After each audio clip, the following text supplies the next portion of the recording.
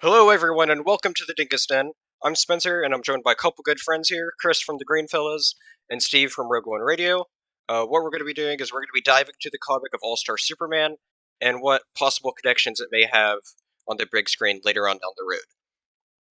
And so this is a very special first episode that's going to kick off this sort of comic club sort of series that I've been wanting to do for a while. And so first, we'll just talk about All Star Superman itself. It's a 12-issue comic series that's written by Grant Morrison. Art is done by Frank Quietly and Jamie Grant. And the whole premise of the series follows Superman who's dying due to this overexposure from the sun, as he's accomplishing as many heroic feats as he can before his imminent death. And so to begin here, let's get everybody's, I guess, overall thoughts on this story first. Chris, what do you think of this? What's your first impressions of the story? The story itself, I thought was a mix of silly and what's the word I'm looking for? Serious is just too simple of a word. Tragic, I guess. Because you kind of from the very beginning almost what's coming. So as you're reading it, you're like just tragically waiting for the end. As someone who's never read this before, Mm-hmm. uh, I didn't know how it was gonna end. So like it to me, it was kind of a tragedy. Him going and doing all these feats with him knowing that in the end he's gonna die doing it. But at the same time, there was some silliness to the characters and to the conversations and to the writing that kept it lighter as well. Absolutely. What did you think of it overall? Your overall impressions of it, Steve? So we had a little bit of a chat on this yesterday. We did. While I'm actually a pretty big fan of Superman in general. Um, I was actually not really a huge fan of All Star Superman. Um, I mean, there were good things about it, of course. I think a lot of it stems from. I was thinking about this yesterday because a friend of mine was asking me, "Why don't you like it?"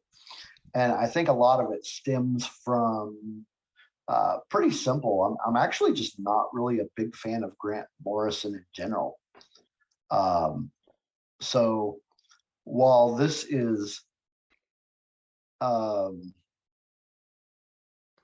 clearly a Grant Morrison story about Superman, um, it's just very clear to me that it's a Grant Morrison version of Superman. Uh, and I'm just not a big fan of Grant Morrison. Now, having said that, I do like the premise. The idea that Lex Luthor has somehow figured out a way to make Superman die. Uh, so the premise is interesting, which is what kept me reading the story anyway. But overall, I really just wasn't a fan for various reasons. It's interesting because universally, this is going to be like a great Superman story for a lot of fans, and so it's going to be interesting having hearing more about why you think this way as we go on. But for me, I guess you could say I kind of follow more of like the more general standpoint where a lot of people have for this story, of where I think it's a great Superman story overall. Uh, you know, that whole story premise of Lex Luthor finally is getting what he wants, and then his Superman's journey through until he dies is great, and I love how each issue just explores a completely different aspect of Superman and really explores, well, this is why Superman is the way he is. But yeah. What one thing I will say is that the the time jumping and the jumping kind of, it was a little confusing at times. There was that confusing aspect to it for me, the way it jumped a little bit. But you know, at the same time, when it did, you were able to, like, instantly it was confusing, but then as you kept reading, you were able to pick it up quickly, what, you know, where it was, what time you were in, or Mhm. where you were. Yeah, that was kind of part of the problem with me, is it just felt really at many times it felt kind of disjointed and just kind of like it was jumping all over the place.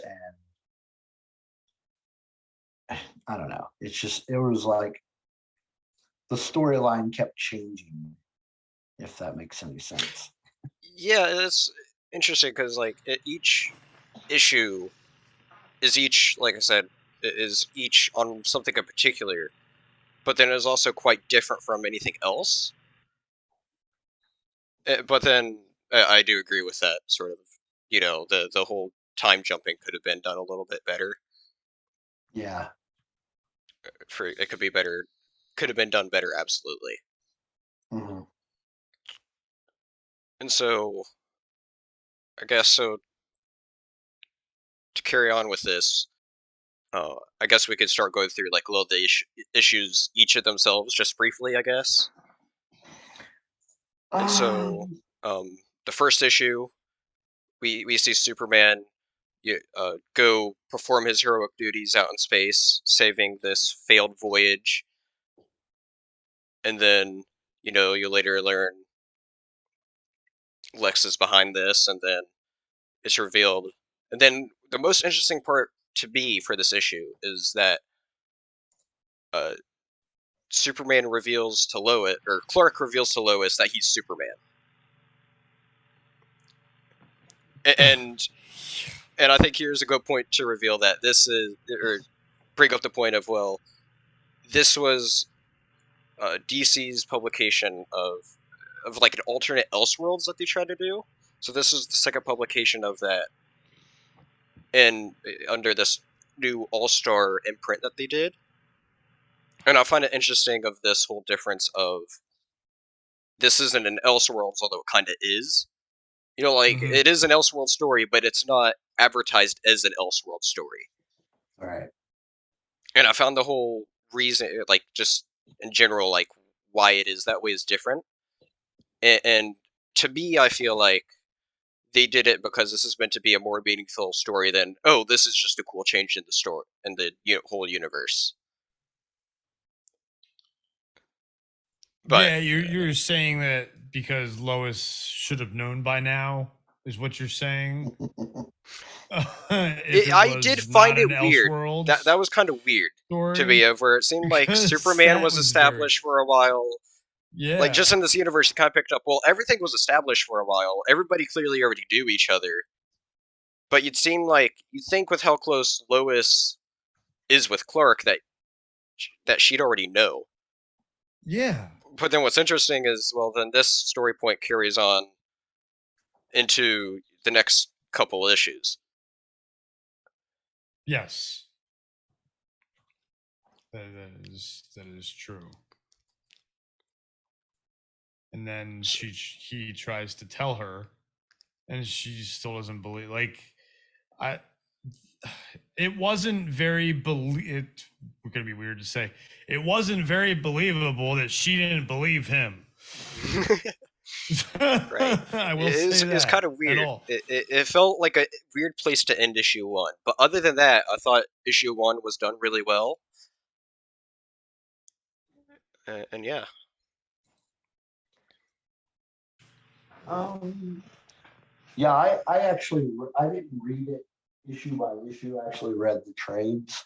Yeah. Um, so I can still kind of get an idea of where issue one ended, mhm. and two began. But um, I think issue one was, overall, I mean, you're going to hear a recurring theme throughout this. I think it's written well. I think Grant Morrison is a good writer. I'm just not a fan of his writing style. I think he writes well. Mhm. I just don't prefer it. I can see that. But that being said, I think the first issue got this whole story off to a good start. But you're going to hear this as a recurring theme as well throughout all the issues, at least for me. Another thing that really threw me off about it is so what's his name? It's right on the tip of my tongue. Frank Quitely. Not a big fan of his artwork. The characters look kind of pudgy, and their heads were just kind of, I don't know, just kind of like malformed. I don't know how to explain it. Clark also wasn't consistent as well. Yeah, it was the I artwork. agree. And, the artwork wasn't great. Yeah, and what I'm getting at there is when the artwork is done so in a way that I just don't like, it makes it harder to read. It's like, okay, if somebody else would have done the artwork, I probably wouldn't have like slogged through this as like it took me forever, right, to read these things because I was like, I just don't want to read this. But because of the artwork, it just makes it harder for it to read. But going back to the first issue, I think the issue, the objectively speaking, it got the story off to a good start. All right, cool. Yeah, I'll touch back on my overall opinion on the art. I thought the art it definitely had a unique artistic feel throughout the whole story, and I really liked it. And it's one of those stories I could look at about any panel, like just out of context, and be like, "Oh yeah, that's from All Star Superman." But parts definitely did look weird, and yeah, I definitely could see why people would dislike this art. It didn't bother me as much as it did you, but there's definitely some parts that was kind of offsetting. Yeah. Chris, do you have what's your overall thoughts on the artwork? Well, I mean, in general, I liked it, but there were just some things that were off and inconsistent. I think is the best word for it. Yeah. The inconsistencies, but it didn't stop me from reading. I'm me. I'm one for a good story. So Yeah. if I like the story, then I'm gonna keep reading. And being that I read it digital. And I did the whole panel by panel instead of page by page, and that kind of helped, I think, a little bit. Nice. Because you're able to like kind of examine each panel, and like I'm in a nice like sized monitor, and I'm sitting here at my computer and reading it. So that was that made me appreciate the art a lot more. But again, definitely some inconsistencies. Yeah, I mean, I'm actually in most cases the same way. I prefer the story over the art, but when the art is and this isn't the only book, can't really think of any others off the top of my head, but because I haven't run into one in a while. But when the artwork to me is that distracting, it makes the story harder to read. But I completely agree with you. I love a great story, and if the artwork's mediocre, still a good story. All right. Well, I guess we'll go back on track of the issues here. Okay. We could kind of combine, I guess, issues 2 and 3 a little bit since they are closely linked. Yeah. Issue 2, we see Superman show Lois around his Fortress of Solitude, which is, after this big reveal, and Lois is kind of like doubting it the entire time, which is kind of interesting. Out of this story plot that was something I found interesting since uh, whenever you see, or at least from what I've seen, I guess more of like on screen is my main reference point here, since I haven't read a lot of other like main Superman stuff, comic wise, is like on screen Lois is kind of more accepting of, oh, you're Superman, that makes sense. But here I found the whole dynamic of her questioning. She's like, I can't believe, no, Clark's not Superman, and kind of like doubting this kind of throughout the whole thing, and then also being really skeptical of it too, and trying to investigate around his Fortress of Solitude. But then it ends with uh, Superman giving her birthday present, and then that leads right into issue 3 of Superman just trying to share what he loves and sharing his love with her and uh, letting her be a superhero for a day. But she still doesn't believe him that he's Clark Kent. And that, to me, is the most unbelievable thing about this whole run, is her never believing that Clark Kent, that Superman is capable of putting up a ruse like that. That's the thing. As far as, like, come on, he's one of the most intelligent beings on the face of the earth in the entire universe, and you don't think he can act like Clark Kent? Oh, come on. Of course he can. Steve, thoughts on those? I guess a couple issues in particular.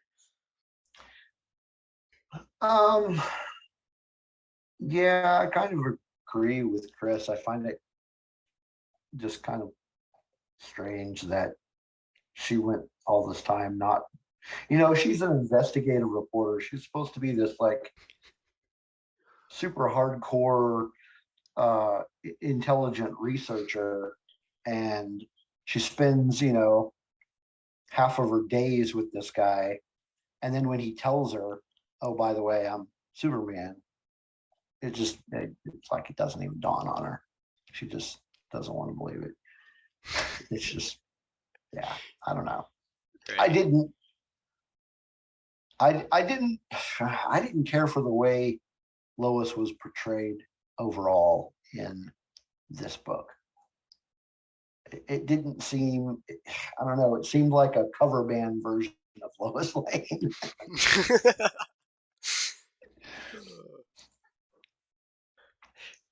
Yeah, I can very much see that. It's definitely a different take on the whole dynamic of Superman and Lois, and then definitely just a different take on Lois in general. I felt like this character of Superman himself stayed very true throughout the story, but other characters I feel like definitely had some more of those creative liberties in this story, especially with Lois in this case, probably the biggest case. And I appreciate them. I appreciate the different outlook on their like relationship, an alternate take on it. But I think at the end of the day, it definitely could have been a little bit improved. Because, like I said, at the end of that first issue, when you think, oh, they don't know each other already, that's kind of weird. But then I do also like the aspects that they kind of like branched off story wise to that too. After I accepted, okay, this is a whole new different thing that, a whole new different story, not part of the main universe. It's its own thing.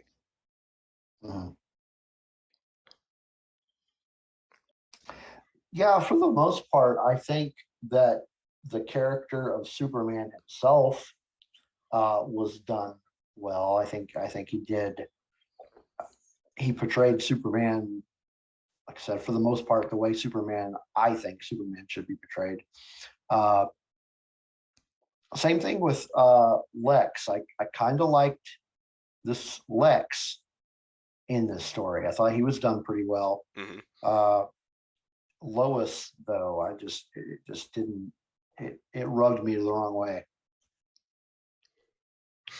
Yeah, I could definitely see that.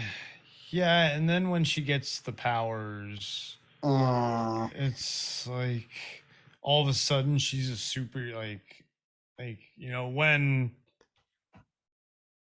I don't know, that issue was probably one of the least believable issues of the run for me, because I don't see Superman, despite her having the powers for a day.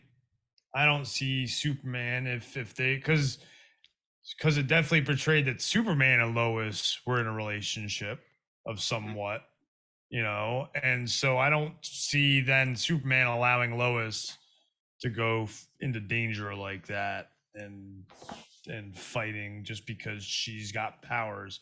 Mhm. I think he didn't anticipate anything happening. They were just going to fly around and shoot lasers at bottles or something, eye lasers at bottles or something like that, So to me, it was fun. It was a fun, seeing her fight, sure, but I didn't need it, I guess, is what. It was unnecessary. Yeah, very, very. I mean, I can say that for a lot of the book. There was a lot of unnecessary stuff. You're like, why is this even in here? This book definitely goes over a lot of different things, and that is, like I said, each issue is just something like completely different, and some of it does kind of make you question, I guess. Was this really needed? But for me, I like seeing this new interpretation of everything overall. But yeah, the whole plot point of Lois having superpowers, I thought was an interesting vessel to explore their relationship, like that ending panel of them kissing on the moon. I thought it was one of those panels that kind of stuck out to me the most. But kind of also going back to where Lois kind of being just different in this. It shows that they have this established relationship, and you think they'd be further along with it. But anyway, Yeah, like if they have this established relationship, why hasn't he revealed who he is right? before? Yeah, exactly. If they're so close, and Mm-hmm. she cares about him so much, Right.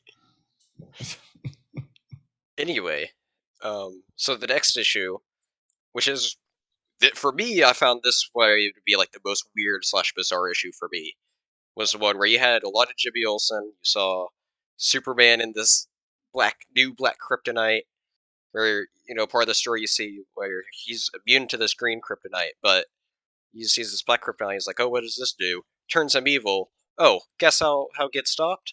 Jimmy also becomes a little bit of a doomsday.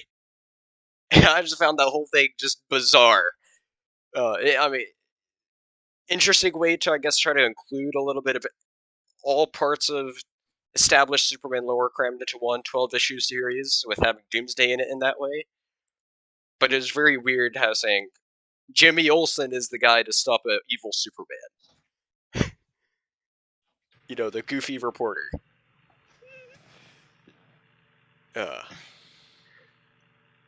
Thoughts?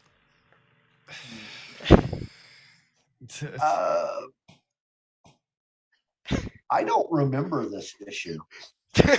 It's we're not quite to the point. I guess we're not quite to the point where he goes to the weird Bizarro world yet. No, this is before this. That was before this. It's like I said, it's kind of like the most out of place issue for me. It's weird. You saw a bit more Jimmy Olsen in it, and he just becomes this Doomsday and stops an evil Superman. And it's another pointless issue. Again. Right. I would say this is my least favorite. It's definitely the one that, if I would have, just cut out in general, I probably would have cut out this one. Okay, yeah, I do vaguely remember what you're talking about now, and it was, yeah, as you can see, it wasn't very memorable. No, it was a very you again. You ask why was this put in here, if only to show that, because I think it was more for at the end of it, I think, is why the most important part of this issue, I think, was the end. Superman thanking Jimmy and saying, "I knew you would, I knew you would do the right thing," or whatever, or thank you, whatever it was. It was more about you know, that I think than the whole lead up of Jimmy. And obviously, like you said, a way to throw Doomsday in there by calling it Project Doomsday. Right. This Yeah. weird organization that's on Mars, right? Where are they? Are they on Mars or something? Something like that, yeah. Something like that. So when they're project, like what does that stand for even? Anyway, do we? Yeah. I mean, for me, just that whole, I felt like Jimmy Olsen had kind of like a bigger deviation from character from what I'm really used to, and that it wasn't as big of a focus as Lois, but that is one that I guess you could say got more under my skin than the difference with Lois. Like, at least with Lois, there's what I thought some interesting avenues explored with that. Different ways to explore this relationship between them. But in this case, I'm just like, this is just different for no reason. Yeah, he was like a sidekick, but not.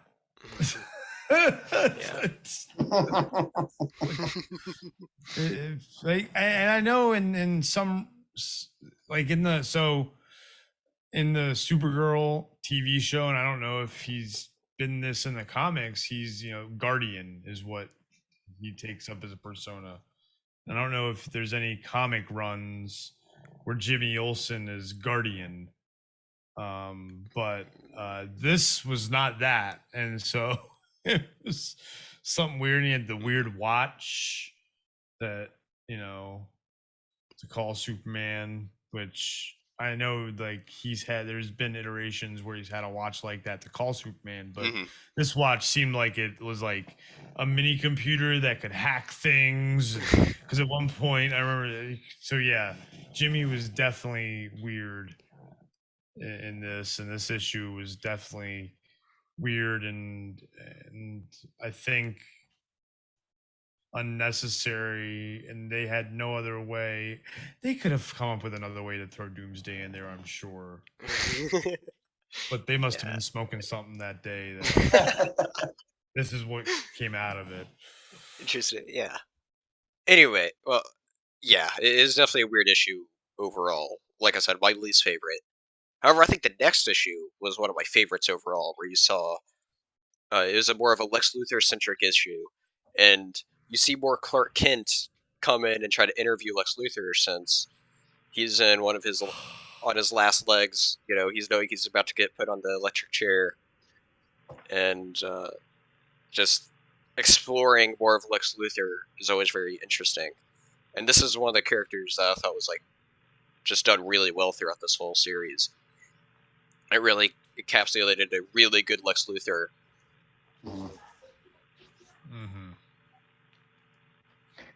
Yeah, this was a part of the story that I actually did get quite interested in. The whole idea of Clark interviewing Lex, and then them kind of taking a tour through the prison, so to speak.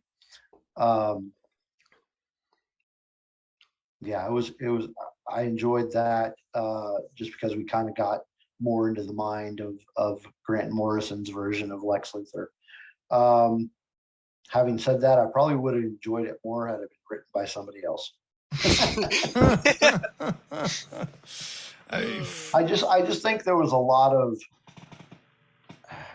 and this is just me. I mean, I can't explain the nuances as to what, but it seems like there was a lot left out of that interview that I think should have been there. Well, I think with that issue, first of all, this issue reiterates the fact how good an actor Superman is, with all like the clumsiness and being able to fake getting hurt and things like that. So even more so makes the whole Lois thing unbelievable. But I think with this issue, a lot of it was not necessarily all about the interview, even though that was the vessel in which it was able to begin, it was also about the last part of it with him. It's always about how Clark is able to fool Lex, even Mhm. how Superman is able to fool Lex, even with the Clark. Lex thinks he's so smart, but yet Clark is able to fool him, and this just shows all the different ways that Clark is able, like the frost breath, and be like, oh, that's hell of a security system, like. So that to me, this issue is more than just about an interview, and it's cool that Clark is interviewing Lex when Clark is the one that, even though they're like, oh, the Daily Planet's the one that put Lex there. No, it was Superman, obviously, because it was Clark. So I think, to me, that's the nuance of this issue, is how well Clark fools Lex still, even though Lex thinks he's so smart. Yeah, I thought that was all just really cool in this one, and enjoyed the Agreed. whole Yeah. back and forth, especially just getting inside Alexa's mind for what we could during the Yeah. issue was cool, and then just Clark trying to keep cool when the big bad at the end starts trying to break out. I just really enjoyed this issue overall. Yeah, it was a good one. I mean, it's cool seeing strikers on the inside, because you think about who's there, and they obviously had fun with it, and chose Absolutely. Parasite. That was awesome. So that was cool. It was Agreed. very much so. And then I will agree with Steve. Lex, and you, Spencer. Lex is definitely probably the best character of the run. Oh. The best. Oh yeah, most well written. You can picture, again, and this will go into our conversation later, but you can picture him on screen for sure. Oh yeah, as long absolutely. as it's not Jesse Eisenberg. Oh yeah, no, please no, please no. Would you like a Jolly Rancher? No, Jesse. No one would like a Jolly Rancher. All right. Yeah, Anyway, all right. So going on to other things, the next one, we start seeing these like alternate Superman sort of people appear, and then they bring Superman this warning, and then it leads to Superman being distracted, and then Jonathan Kent dies, and so this was a very interesting issue to me, to where it was a very different way of seeing that death that we all know is coming. And I find it very weird of the fact of how they kind of bring in these multiversal sort of Superman, sort of like, or time traveling, sort of, however they're exactly implemented. It was a very weird way to try to, like, I find it very weird of like, okay, we're doing this story concept to lead to this plot point. Again, another. This was a place where the the time jump wasn't handled as well. Like, I wanted to see. Once I obviously, I guess they didn't want to do that because of the reveal at the end, but I was a little like, I'm like, why are we going back here? And then it led up to it, and you're like, oh, that's why. Yeah. Yeah, I could see that. It was definitely a weirder issue, at least for me overall, even though I still had a lot of fun with it. And I still think it was, I still thought it was well written. I just thought it was an interesting avenue of how to bring about this death that we all knew was coming. Once we saw, oh, this is, once you see Jonathan Kent there, and it's like, oh, okay.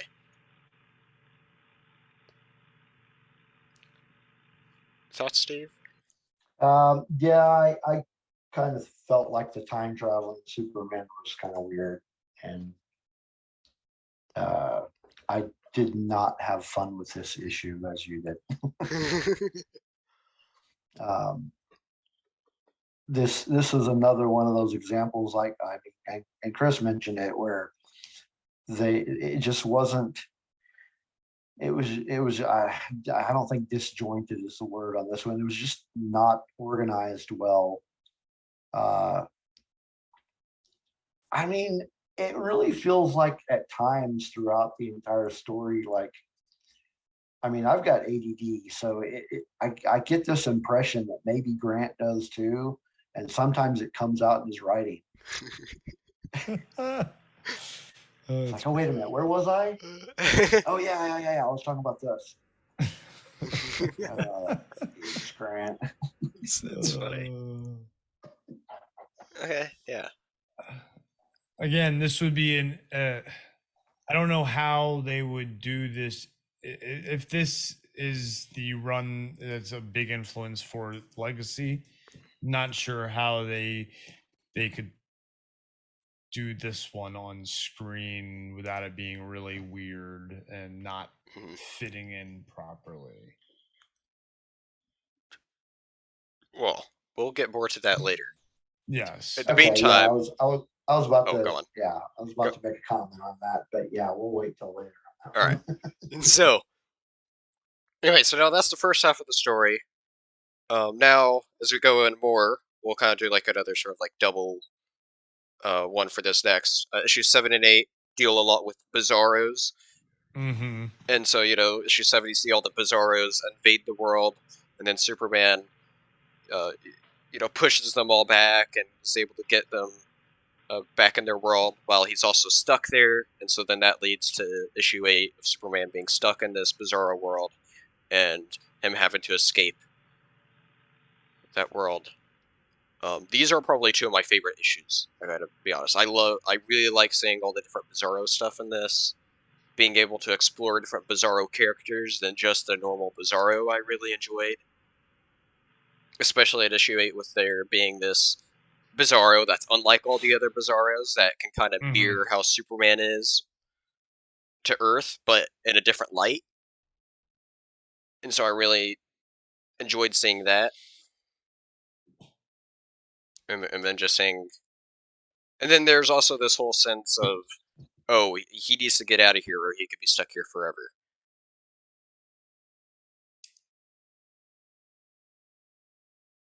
And yeah, I just thought it was all really. I just really liked a lot of this here. What'd you all think of it? Hmm. Hmm. Well, I Spencer, I really feel like I'm not going to be invited back for another one of these. You said these were like your favorite issues. These were like my least favorite issues. Oh, okay. I did not like this turn at all. It was like the artwork was probably the worst of the entire series, in my opinion. And it just threw me off. And this whole idea of like a Bizarro world that has like a reverse Bizarro, it was just like, what the hell? What is this? What are you doing? It just made no sense to me at all. And it was like, yeah, I don't know where Grant's going with this one. I think, I think I'm going to have to check out on this one. I'm gonna have to agree with Steve on this one with this issue because, first of all, I did not like the writing. The trying to read the backwards dialogue was just poorly written. On how they decided to do it. To me, it was all over the place. It was, and it was inconsistent again with that part of it, and then the artwork to me was okay, but I felt like the reverse Bizarro Superman was pointless because there was nothing that he led to. It wasn't like you. Yeah, he helped Superman in the end get to the rocket, but someone else would have done that. I mean,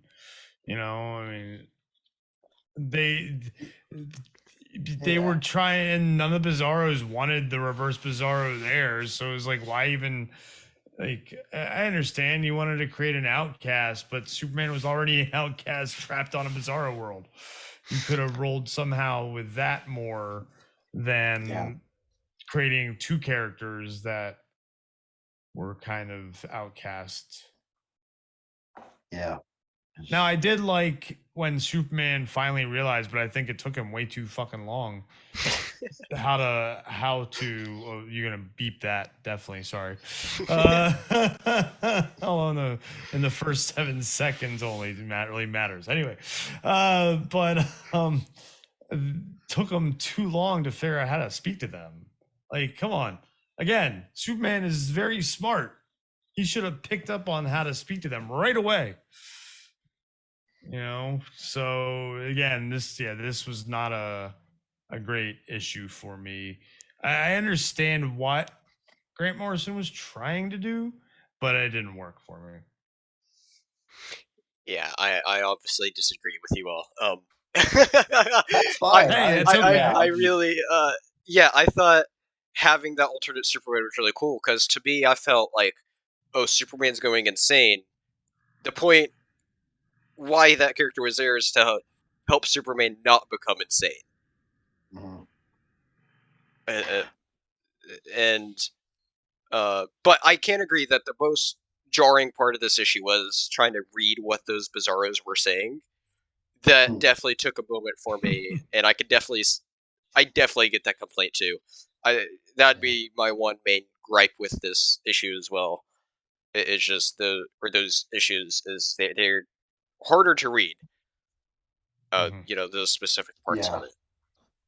But other than that, I just really enjoyed exploring all these different Bizarros and seeing all the different ones and all that coming about in this new world, or even them just invading at first. Yeah.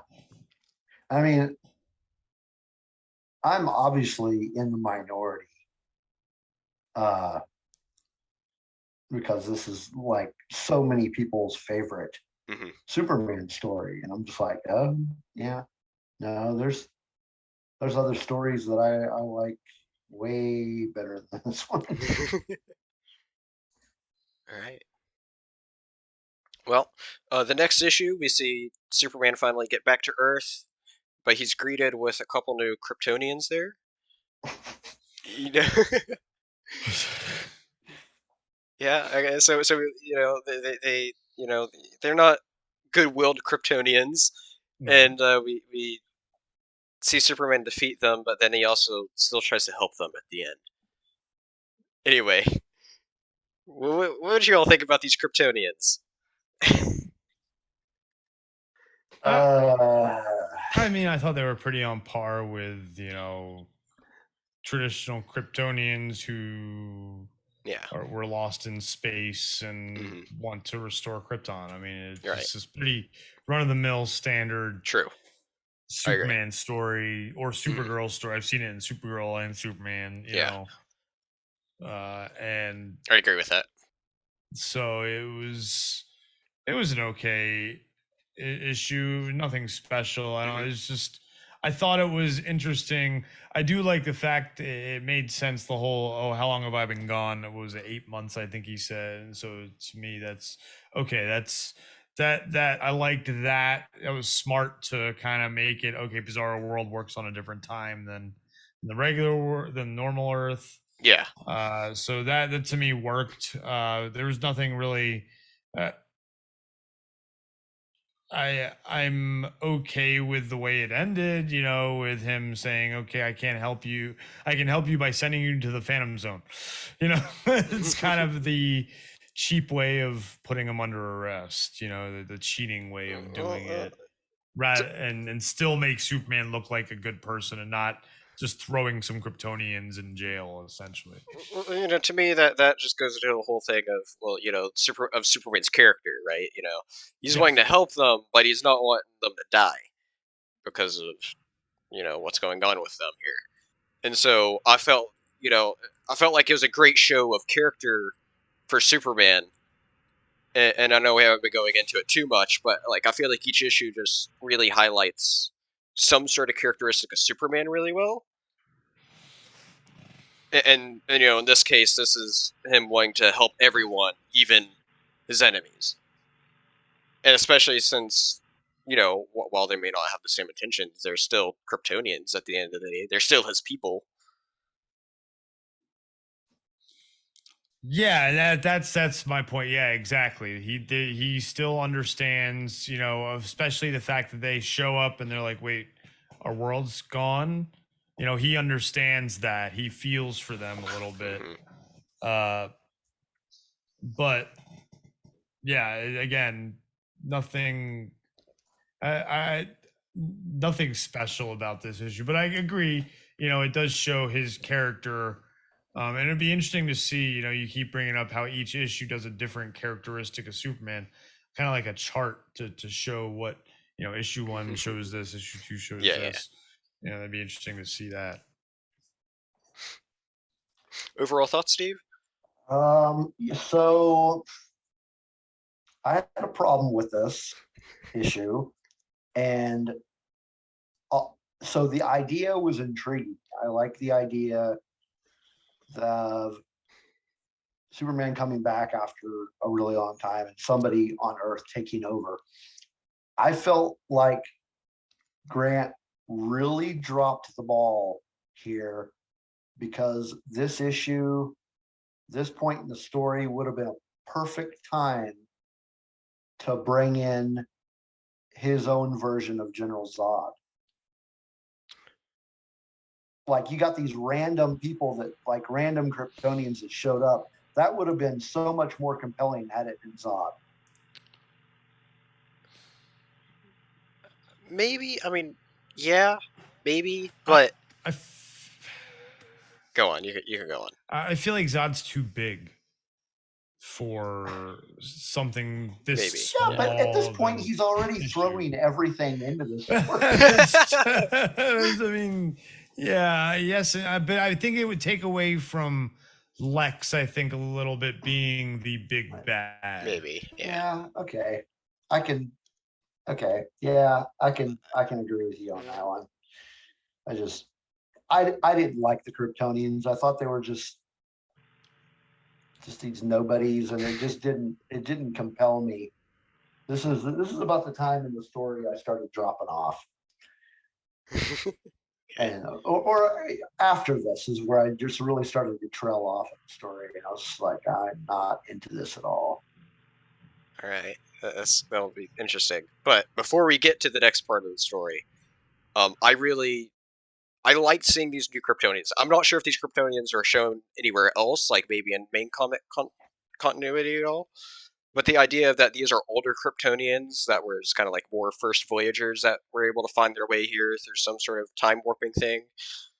I like that whole aspect as you were able to, while it was one of many aspects crammed into this whole 12 issue run, I like the little bit they went into of trying to explore kind of the house that Superman's family came from through the little bits of tidbits of information you could get in the story, or this issue in particular. Yeah, that's true. At least I think it was cool that they did make one of the characters from the House of L to give it that personal connection with Superman. That made the story of this issue, like I said, not pointless to me. It was more. Yeah. It definitely made it more meaningful having it be one of his ancestors. Yeah, I can see that. I mean, it was better having it be a relative, but I just don't think they were written that well as characters. I think they were meant to be again, they're just meant to be these small little characters to Yeah. again, Spencer's this comes back to Spencer's point of all this is another showing a characteristic of Superman. Like it goes back to, when we were talking about the prison and you were like, well, I wanted more of the interview when it was more about Superman's characteristic of being able to fool Lex and be smarter than Lex rather than the interview side of it. So I think that this one as well was more that you wanted more from the other characters when it's supposed to it's more about the Superman side of it rather than the Kryptonian side of it. Yeah. Yeah, you're right. All right. Well, next, um, next issue had like a lot of different just sort of stuff going on to it, but I thought this one showed off like one of my favorite sort of overall characteristics of Superman, where you just see him going around doing all sorts of good deeds that he can. Well, you could tell that his end is near, and this is one of those issues or this issue is where comes a page that I know a lot. It's one of the pages that stands out to a lot of people, and it's where you see it, this girl standing on this building, contemplating about jumping off, and then Superman goes out of his way, to just go cherish this single person, and stopping her from you know, and then the whole aspect of him visiting the cancer patients was just all really well done. Issue was probably my favorite representation of Superman, or my favorite spotlight of Superman, of just showing, oh, this is what makes Superman great, of that he cares for every single little person. He's not caring about himself during his final days. He's still wanting to be Superman, share his compassion with everybody. He's still wanting to save every single person he can. And I just love seeing Superman's character in this, especially in just, like I said, those couple really big, meaningful ways. It could be really touching. And so, yeah, what did you all think of this one? I would have to agree with you, Spencer, on the fact that it is a very good representation of who Superman is. Like you mentioned, the sick kids, taking them out for a little trip, and uh, just doing what Superman does, like you said, good deeds, and it was a good representation of of the person, or Kryptonian, as it were, that Superman is, and he's a good representation of why Superman is the quintessential superhero, the quintessential good guy, Boy Scout, as Bruce puts it. one? Right. So that was really my biggest takeaway from this part of the storyline. Again, I don't even know what issue we're talking about here. It was just, I was like, oh yeah, that part of the story. So I think Almost there. we're at what, 10 maybe? 10. This is Yep. 10. Yep. Okay. Almost there. Yeah, I think it was cool too how they connected one good deed to the other with the therapist was late, because there was an accident and Superman was saving the therapist, overheard the phone call and went and saved, and it's like, yes, he was running late. It was a very nice gradual lead up. Yes. And I've read the story before, but like I completely forgot about how it led up to that moment. And it was just first time reading or not thinking about it, just not thinking about it. Like you have like no idea that's what's leading to, and then you're like, oh. Mm-hmm. And I just feel Exactly. like it creates a really powerful moment that there's a reason Absolutely. why that page in particular is one of the biggest ever pages to a lot of people out there. I see a fair amount of people point out this page of just being one of the most memorable pages. It's the one moment you go, oh, like sincerely Mhm. do it, and you're like, and I get a little personal here. I've been there. I've been on that ledge. And so seeing that, wishing, you always wish that there was a Superman that would save you, and luckily I've had family that saved me. Family and friends that saved me, but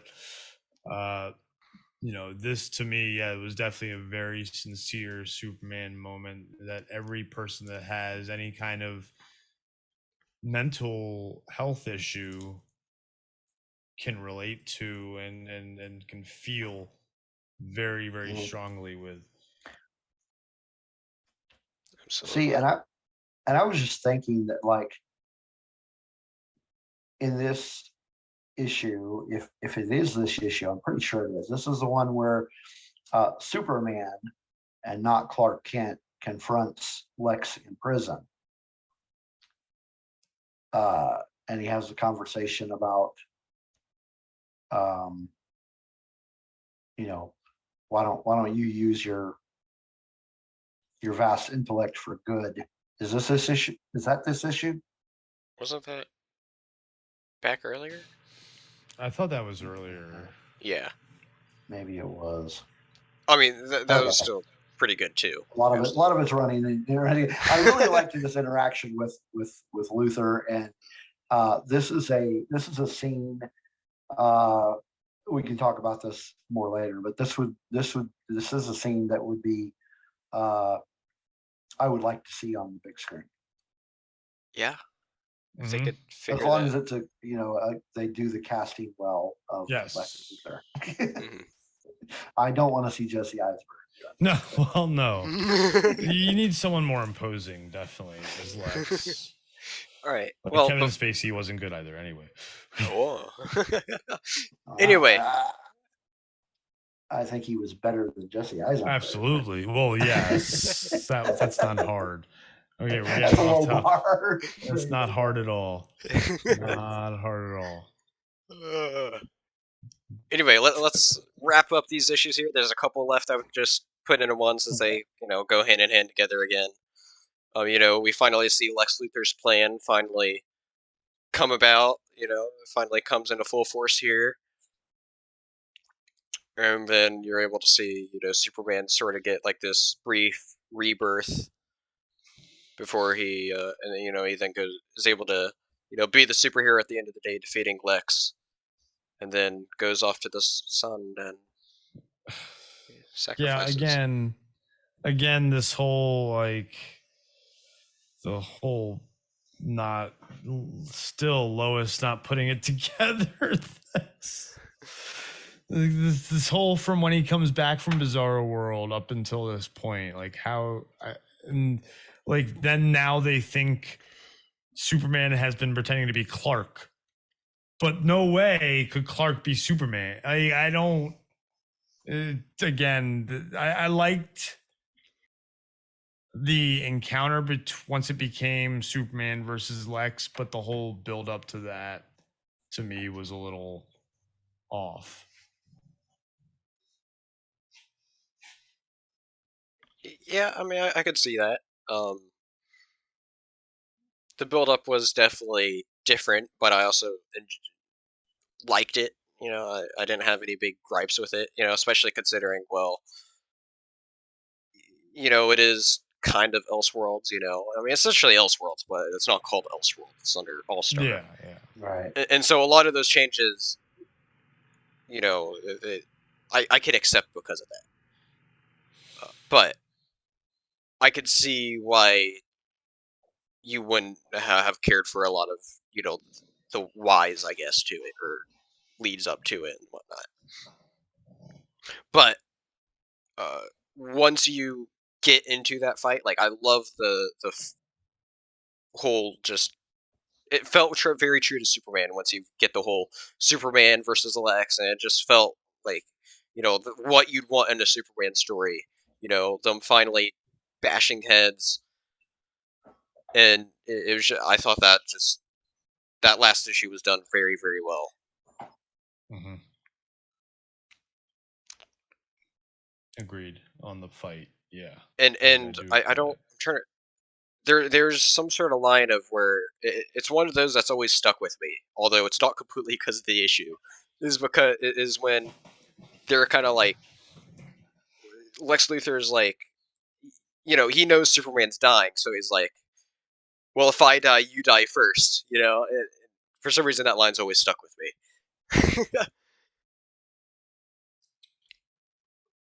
But yeah, Steve. I got kind of lost in this section. Like, I I, I feel kind of dumb. I was like this point where it's like, so how did he get the super serum?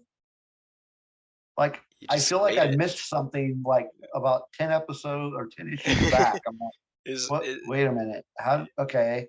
So he had this like Superman serum, but how did he get it?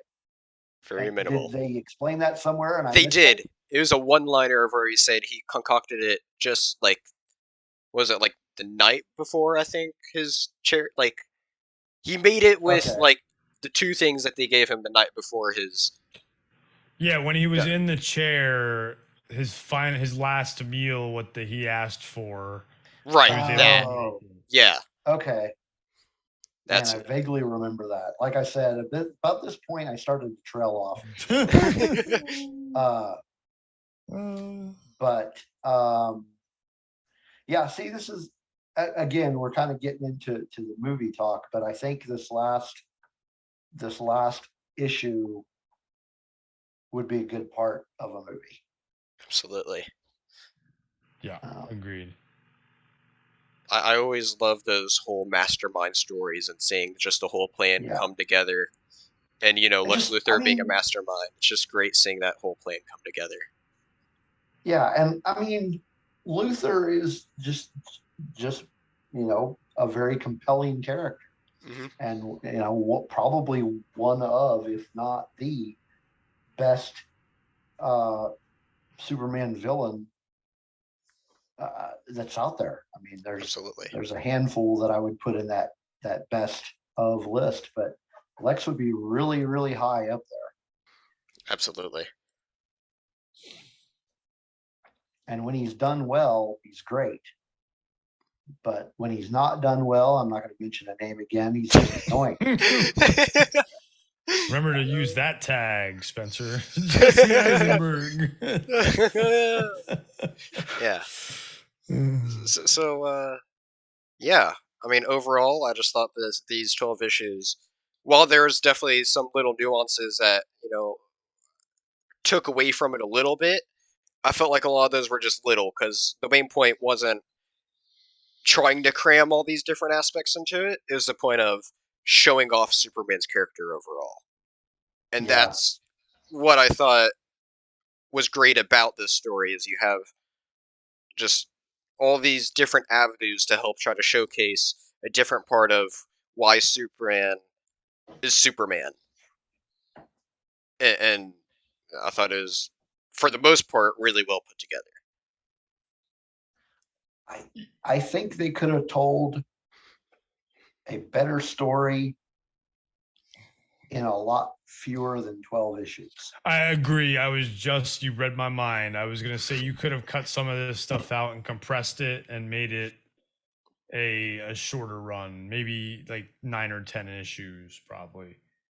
See, I'd like to see the same premise, but written by somebody like Dan Jurgens.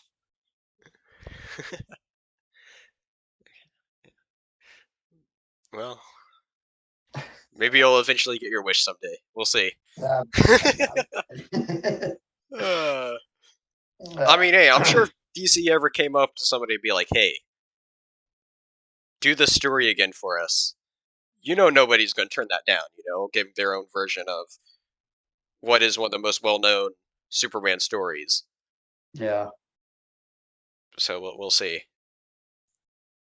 Yeah, any other final overall thoughts on this before we talk about connections to the DC? No? All right, cool. I don't So, so, yeah, so this story, I think the main focus on why this is a big inspiration to the DCU isn't exactly what happens in it, although there's definitely moments that they could take from it that could be very cool on screen, like, as we were saying, that Lex Luthor fight, or seeing just Superman save people, just going out of his way and just doing as much as that he can, especially if they could do that one big building scene that we were talking about.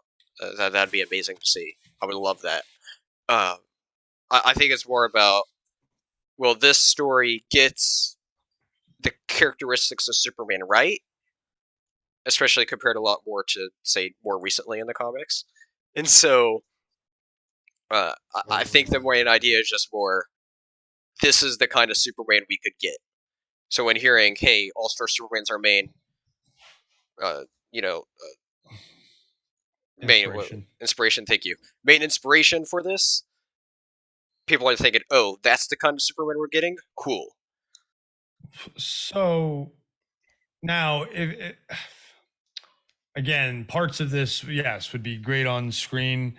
I'm. It would be nice to know what other runs they're taking inspiration from, just so we can figure out what parts of this story they're going to include. Because there's aspects like the time travel aspect that would be kind of weird to do Right. on screen like that. Although, I just thought of, before I started speaking, just thought, I mean, you kind of could, take a version of the Flash and help Superman get back in time, I guess, to go see his dad die. And that would be, instead of having the origin story of Superman, where you see it happening in present day, where, you see Clark, not yet Superman, have his father die, but this would, that could be one way to do it. But again, there's some parts that would just be weird to have on screen. Like, I don't see the Bizarro World stuff No. doing well on screen at all. I think it's mostly the Lex stuff that you're gonna see, like how, again, the character of Superman. You're right, Spencer. Like, this is the kind of Superman we're gonna have, the Truth, Justice, America, the real Superman Absolutely. that we haven't had since, let's say the Smallville Superman, I guess, Welling on screen. I guess Tyler Hoechlin's kind of that a little bit, but it's a very different Superman for sure. Yeah. But it was Spencer hasn't seen season 2 of that, so I'm not going to spoil anything. But again, I think, Steve, you are very correct on, they better cast Lex right. They better. Yeah. They have to. They have to. That's the main, again, and this, to me, this story is Superman and Lex. The other characters are ancillary. Get them from another run or something. Get their characters and what they're all about and their interactions with Superman, to me, from a different run, because like Lois, terrible in this to me. Jimmy Olsen, just too weird. And then like the some of the other characters, like the scientist, I didn't really care for him. The the If Superman, like if they do the Superman is dying kind of run, having the the Kandorians go into like that, to me would be kind of, because they've done that in movies before, shrinking people. I forget what the name of the movie from the 80s is, where they do that, shrink people and they go inside to try and heal someone. Fantastic Voyage. Thank you. Yes, thank you. And so I think that would be cool to have, like, just to be like, that's one of the attempts they try to save him kind of thing, on screen. That would work. But I think, again, it's more about the Superman Lex interactions to have on screen from this run. Yeah. Absolutely.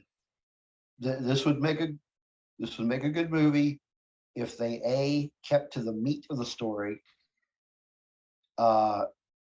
B, rewrote Lois, and C,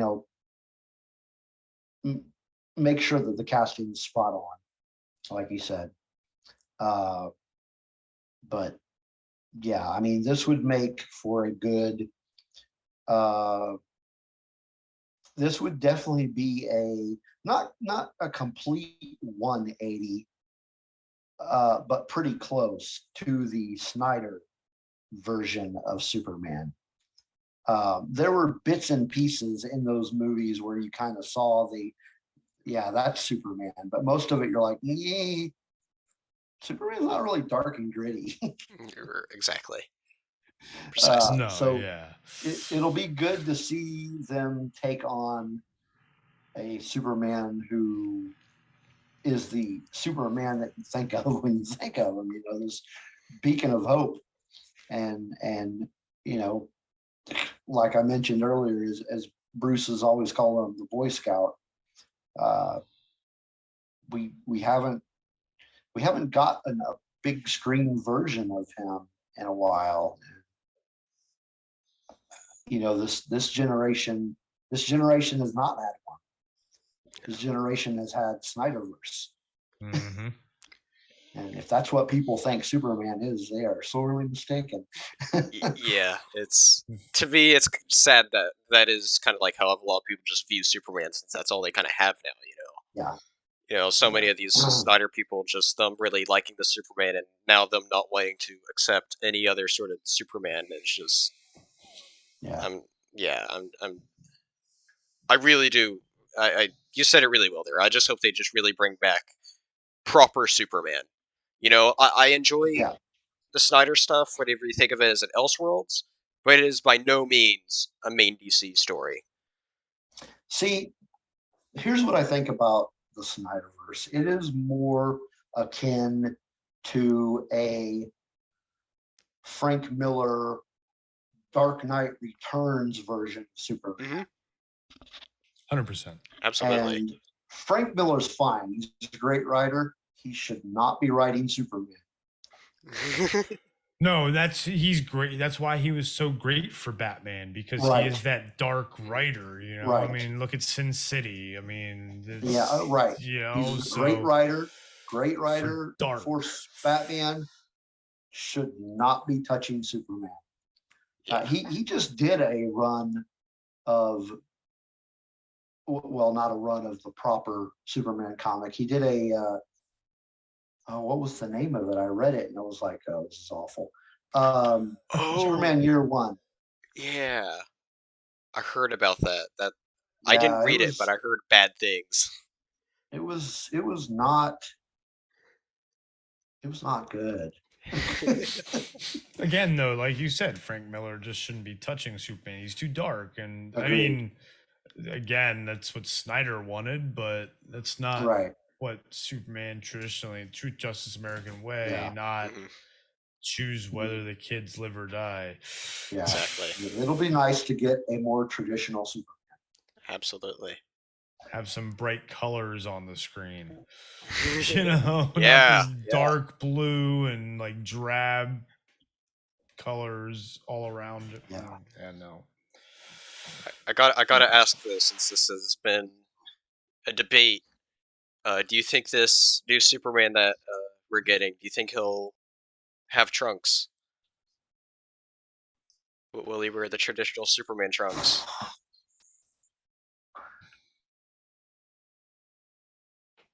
I kind of hope not. It doesn't translate well to live action, in my opinion. It does look weird in live action. Yeah, as long as it's the right tone and that vibrantness, I'm not too cared about what the style is. And short of them like going super crazy extreme on it, but it's going to be hard to do that style of Superman without it not looking campy. Sure. Yeah. Yeah, I was definitely think that. It's like, when the comics, he looks to be a lot better with the trunks, but how well could they really make that on screen? Absolutely. Yeah. And it that's also depends. Yeah. Oh, go ahead. No, go ahead. Okay.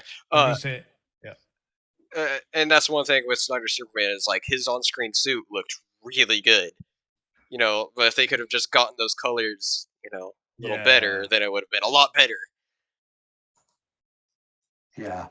That's Yeah, live action, it's gonna be hard to make it look like he's not wearing his underwear on the wrong side. Yeah, absolutely. And doing the boots and it's yeah. I don't We'll see see. them even doing the high boots like that either. Yeah. We'll see. We will see. So I But think, because I mean, it depends on are they gonna keep it modern, or are they gonna have it set in like an earlier era, or do it like they do sometimes with Batman, where they kind of steampunk it a mhm. little bit. Mm. What is the DCU gonna look like now? Because you have to stay consistent. That's the thing. So whatever world you are building for this, for Superman Legacy, you have to build the same world for Batman Brave and the Bold. Right. You has to be consistent with technology wise, what the technology looks like, what the cars look like, what Yeah. everything has to be consistent. And then with their plan, it has to all look the same in the television shows, in the animated shows, in the video games. So this is going to be very interesting to see what route they do go with all of this. Mhm. Yeah, 100% agree. There's so much that they could do with it, and I have a lot of faith in Mr. Gunn. But we will see how it turns out at the end of the day. Yep. Yeah. Any thoughts on castings? I know Superman's probably going to be someone that we don't know. That's Yeah. that's my first thought on that. But Lex, I feel like will be someone bigger.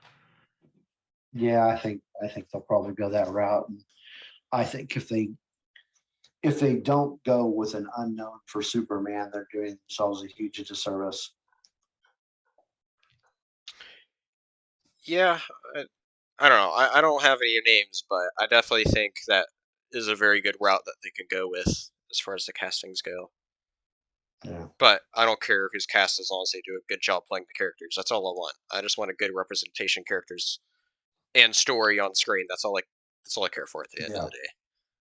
Well, are there any actors you've seen in movies recently, Spencer, that would be around the age that Gunn's wanting the actor that you think, and you don't have to know him by name because I know you're terrible with actor names, but you can say, oh, this guy in this movie that played this guy, Right. and I can, but we have the internet, even if I don't know who it is, I can say, Right. oh, okay.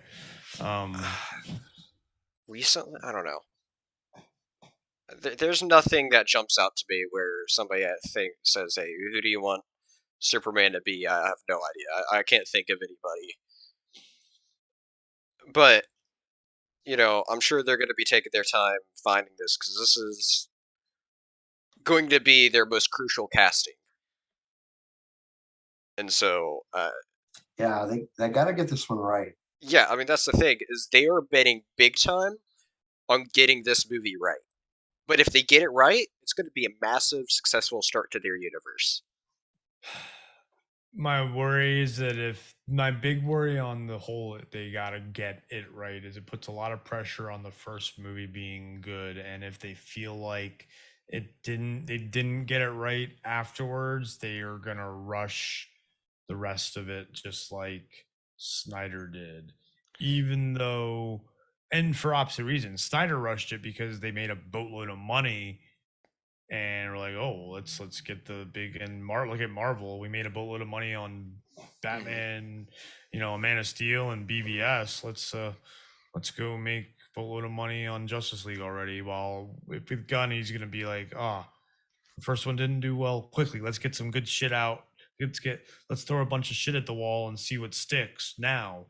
And so then we'll get this oversaturation Hopefully not. of, and which a lot of Star Wars has done it, and they had to pull it back. I mean, remember there was a point where they were like 2 Star Wars movies every year, and they're like, nope, pull that back. And now, granted, we're getting 2 to 3 Marvel movies every year. Obviously, that's where Disney is putting their chips. So let's hope that Discovery Warner doesn't Mhm. fall for the same mistake that original Warner Brothers leadership So, did. yeah. James Gunn has commented saying that their plan is about 2 movies and 2 shows a year. Okay. And I feel like that could be good, especially with, you're saying that oversaturation. Saturation. I'm kind of feeling that with like Marvel right now, Other Sure. than, No Way Home, nothing's really stuck to me. But that's a whole other conversation. Yes. And so, but yeah, I agree. There's a lot that there's a lot that rides onto this movie being good. There's a lot of this universe that rides on this movie, and I just want DC to be good. I've comic wise, I've always preferred DC over Marvel, and I've always liked a lot more of their stories overall, just because of some of the avenues I feel like DC will go into that Marvel doesn't. So if we could just see that on screen, which is, from what we're hearing so far, I feel like they're going in that direction, which makes me really happy saying that, or hopeful, I should say, that they're taking that model of, DC, of the range of stories that DC can bring to the table, and I just really hope they can pull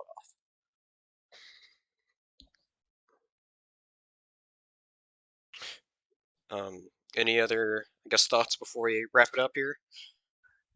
No, I think we've said it all. Yeah, I think the only thing that we mentioned about the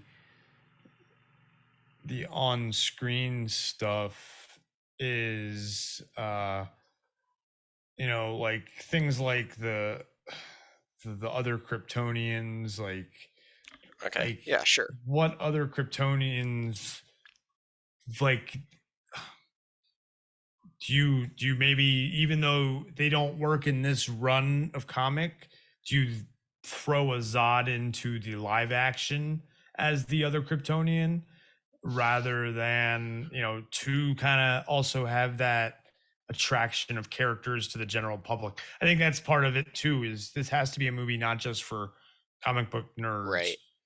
or comic book people who love comic book stuff, but it has to be a movie that draws the general public back to Superman, which is what the MCU did. It brought the general public back to Marvel. Yeah. So that's what really this has to do. So yeah, they can't throw too much out there, because although it'll appease the nerds like us, like I said, the general movie public is going to be like, there's too much going on here. True, that's a good point. That's a very good point.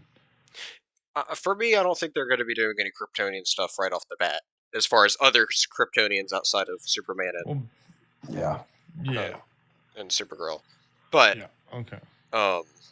And I think to bring in that general audience, I think they're really going to pull on, this is going to be your classic Superman versus Lex Luthor story you've always wanted, especially with a lot of people that, grew up with the original Superman movie and that being that kind of story, and then going to be like, oh yeah, we know you didn't like Jesse Eisenberg, but here's this Lex Luthor that you've always wanted to see again for years on the big screen.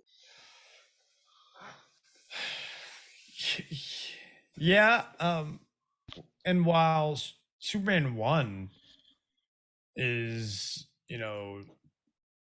iconic, and Dustin Hoffman is Lex Luthor, fantastic, I always, growing up, loved 2 more. That's just me. I liked Zod more as a kid, as a big bad, but as I've gotten older, I've grown to appreciate Lex Luthor more. But unfortunately,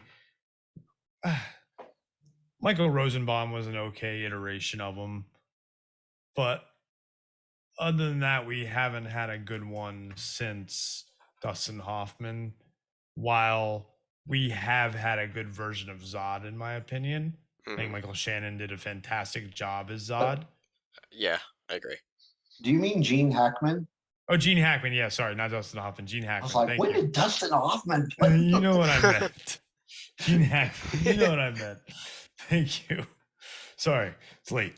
But I think we've had multiple good versions of Zod. and only one, Yeah. maybe two good versions of Yeah, Luca. that's why I really want to see a great modern Lex, and that could, like I said, just be a great way to bring back so many fans to this. So yeah. Yeah. Any last points to bring up before we wrap this up? No?